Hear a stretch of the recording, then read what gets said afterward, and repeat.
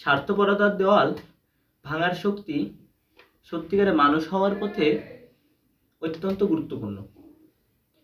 জীবনে আমরা প্রায় এমন মানুষকে দেখি যারা সবকিছুতে নিজের স্বার্থ খোঁজে। তারা বিশ্বাস করে শুধু নিজের প্রয়োজনই তাদের জীবনের একমাত্র লক্ষ্য।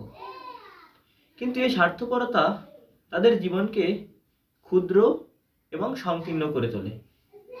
এর ফলে তারা জীবনে প্রকৃত সৌন্দর্য থেকে দূরে সরে যায় এবং একসময় একা হয়ে পড়ে। প্রকৃত সফলতা এবং আনন্দ শুধুমাত্র নিজের জন্য বাঁচার মাঝে নেই।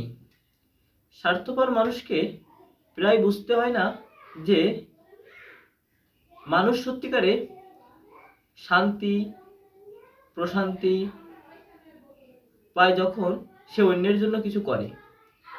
যখন আমরা ছোট ছোট সাহায্য করি, অন্যের জন্য হাসি এনে দিই, তখন জীবনের এক অনন্য সুখের অনুভূতি হয়।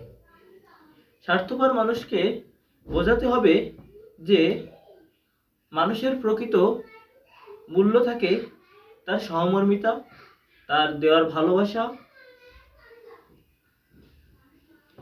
অন্যের প্রয়োজন বুঝতে শিখুন, অন্যের খুশিতে খুশি হতে শিখুন।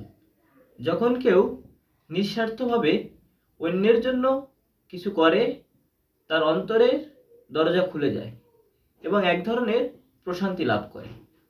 সত্যিকারের মানুষের পরিচয় তার সহমর্মিতা, তার সাহায্য প্রবণতা আর তার দেওয়ার ক্ষমতা।